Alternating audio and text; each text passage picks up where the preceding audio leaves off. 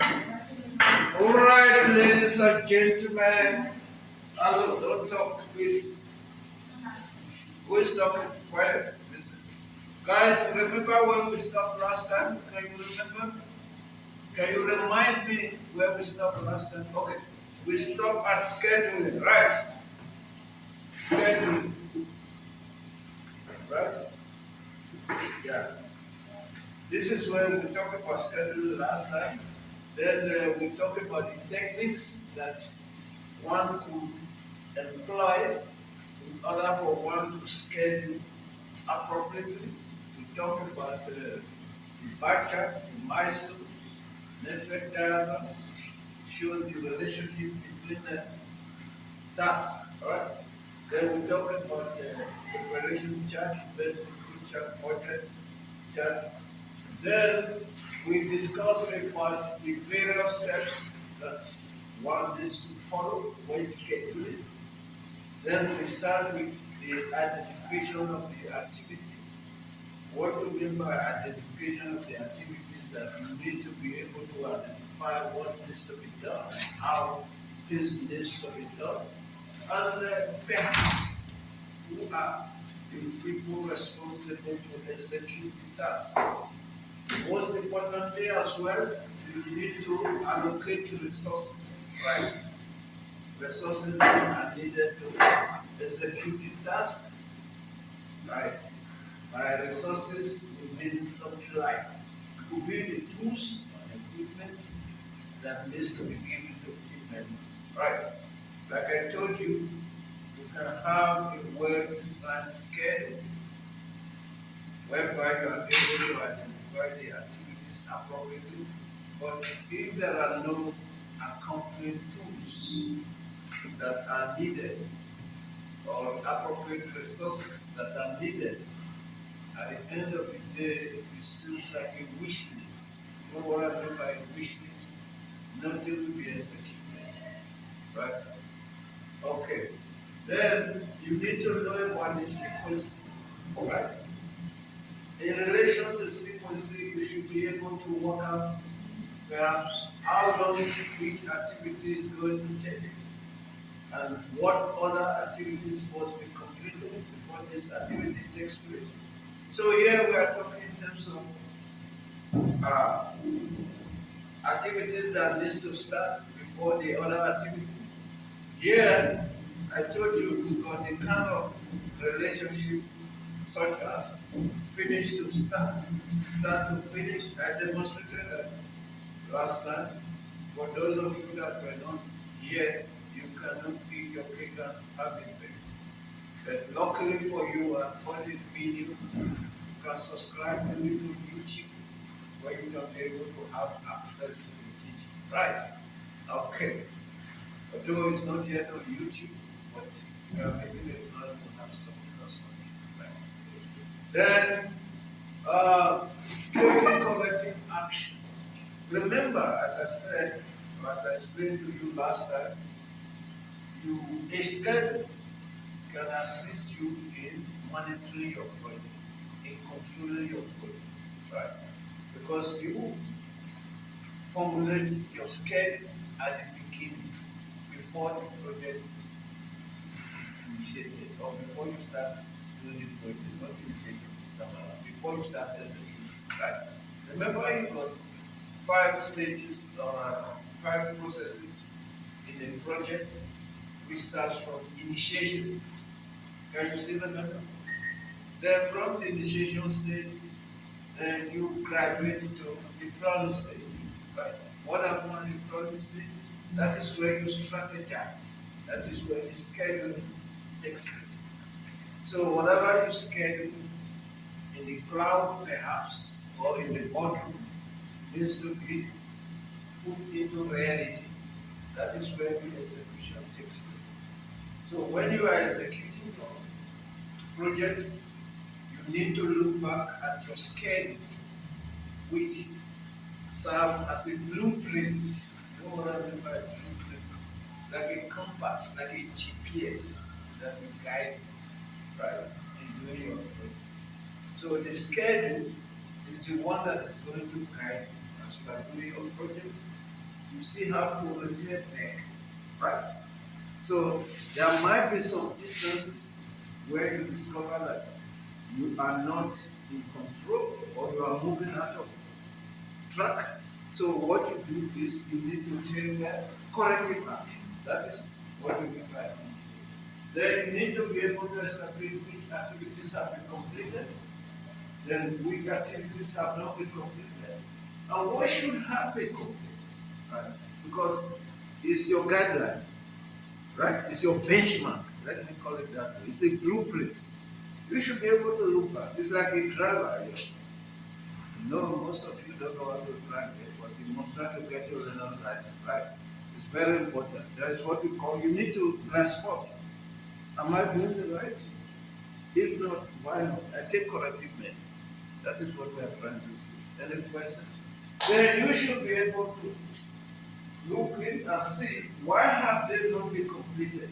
If there are tasks that are supposed to have been completed. For example, you got a project and you got a specific task that needs to be completed. Let's say during your scheduled time, you schedule the project to be perhaps 1 month, right? 1 month. So if you have a project that is scheduled to be completed within 1 month, right? So by, let's say, 3 weeks, after 3 weeks, all things being equal, it's supposed to be 75% of the project. True or false?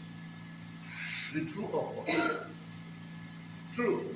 1 month, 4 weeks, then by the third weeks, 75% needs to be completed. All things being equal. It is according of the way it should be. Right.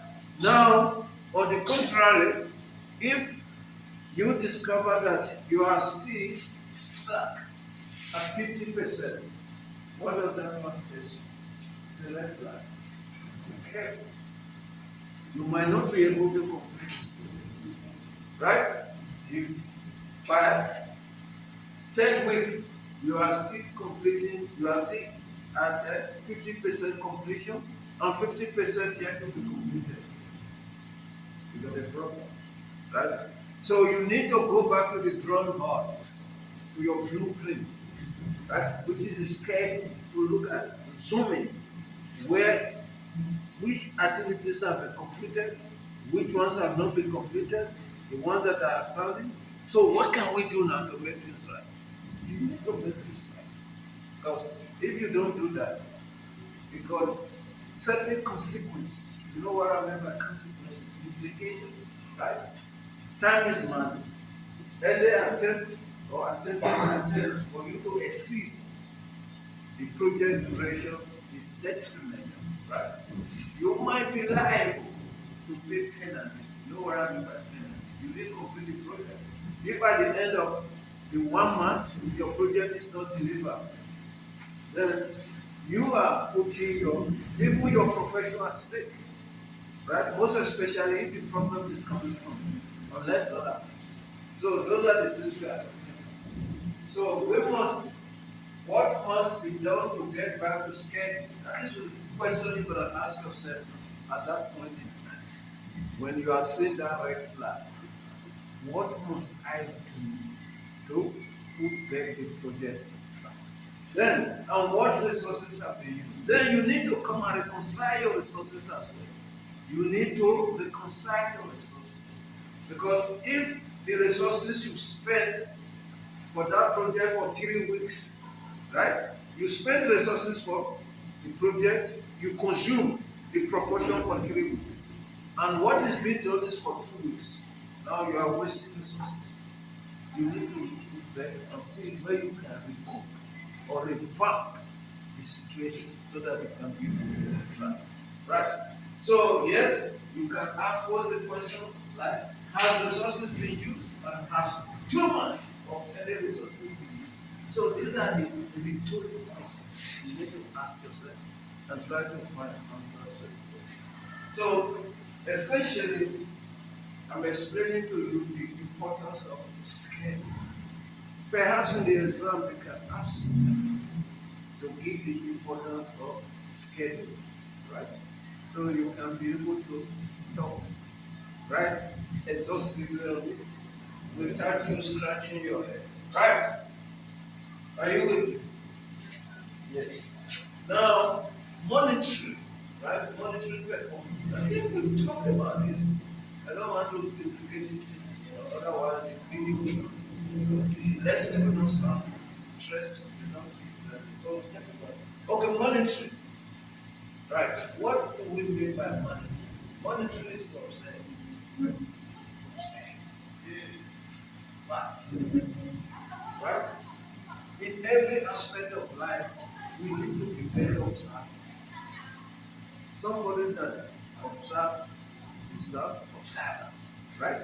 The noun is an observer. You need to be a good observer as a project manager, right?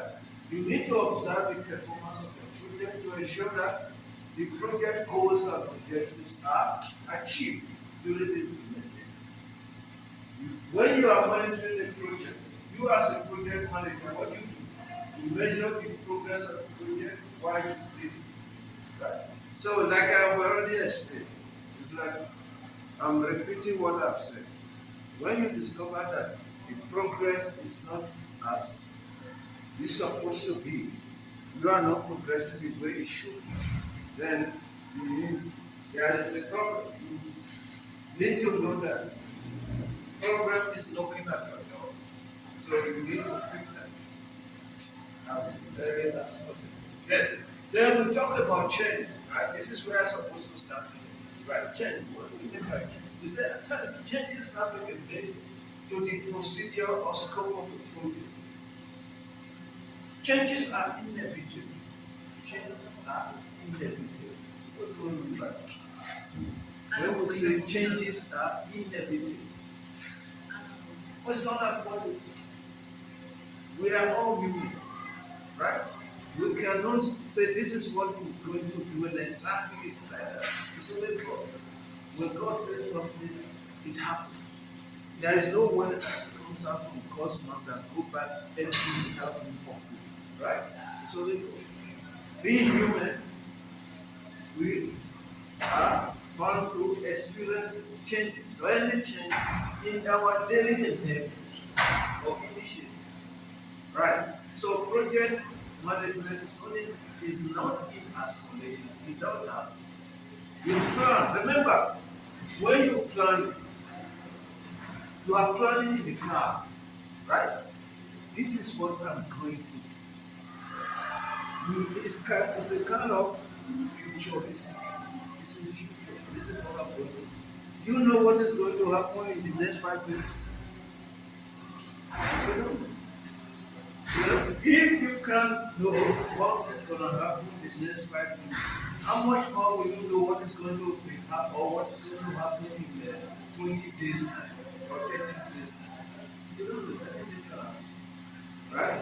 And it becomes much more precarious. You know what I mean by precarious?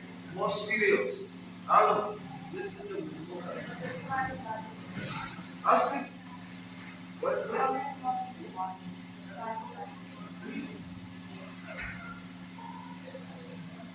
Okay, let me finish this. Don't disturb my lesson. Hello, guys, video. Let me finish this. Right? You will hear the bell. I've been around the bell.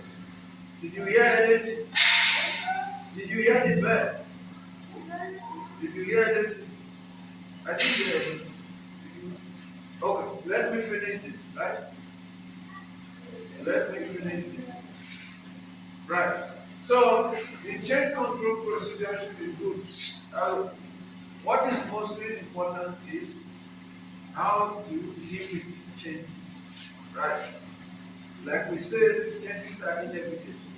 As a project manager in a project environment, you should be able to deal with changes. Right. So there are procedures that need to be followed. So next lesson we are going to discuss exhaustively about different procedures that you need to follow whenever there are changes in the project. Right. So yes, let's end the lesson.